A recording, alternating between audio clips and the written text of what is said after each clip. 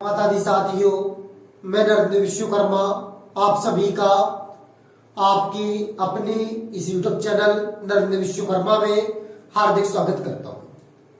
आज हम इस वीडियो में बात करने वाले हैं वर्ग 3 की किस शिफ्ट में होगा कम अंकों पर भी सिलेक्शन और किस शिफ्ट पर कठिन अधिक अंकों में भी सिलेक्शन नहीं होगा। आज हम इस वीडियो में इस टॉपिक पर बात करेंगे। यदि आपको जानकारी अच्छी लगे तो वीडियो को लाइक करिए। चैनल को अभी तक सब्सक्राइब नहीं किया है तो कृपया सब्सक्राइब कर लीजिए। इस वीडियो को लाइक, हाइप और शेयर जरूर कर दीजिए।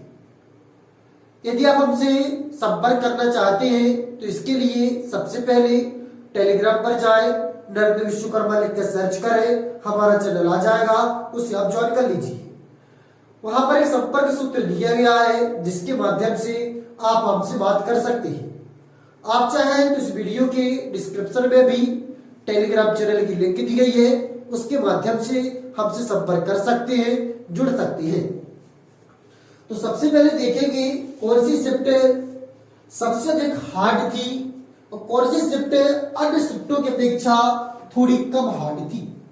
क्योंकि वर्ग 3 की किसी भी शिफ्ट में इस प्रकार कहना कि शिफ्ट सबसे अधिक हार्ड है और एक सबसे सरल है तो इस बिल्कुल भी गलत होगा।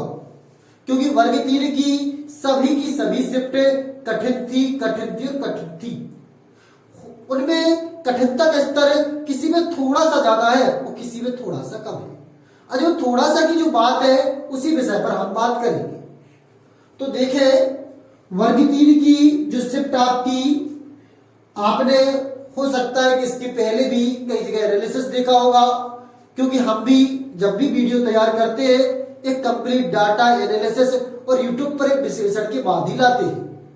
तो हमारी राय नहीं है, यह भिन्न प्रकार के जो डाटा प्राप्त हुआ है उसकी आधार पर जानकारी दी गई है।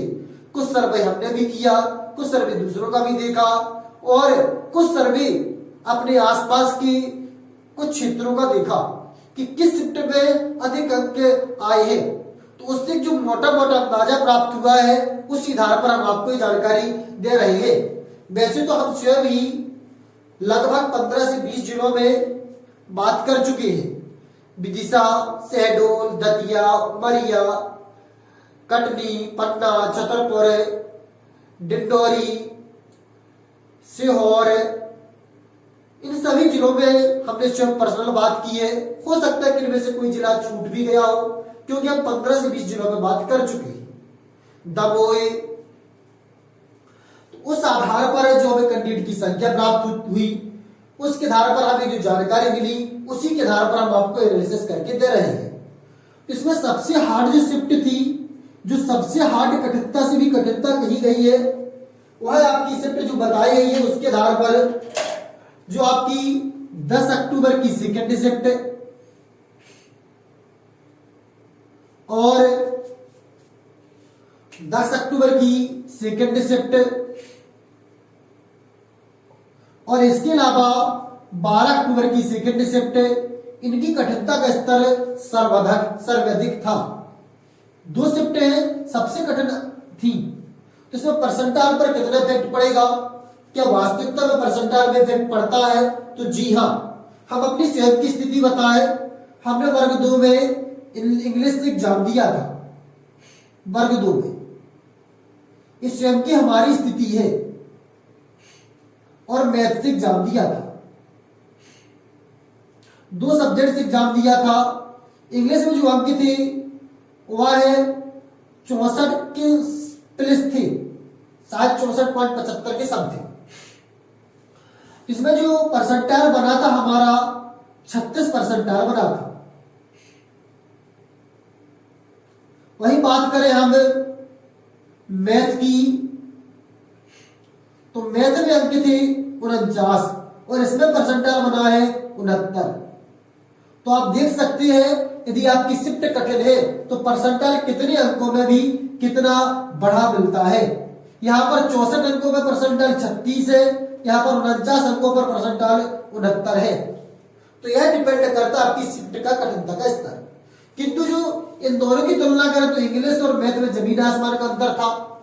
मैथ की वास्तविकता में कठिनता का स्तर बहुत ज्यादा था, इसलिए कम अंकों पर भी बहुत से बहुत अच्छा परसेंटाइल बना था और अधिक अंकों पर भी कम परसेंटाइल बना।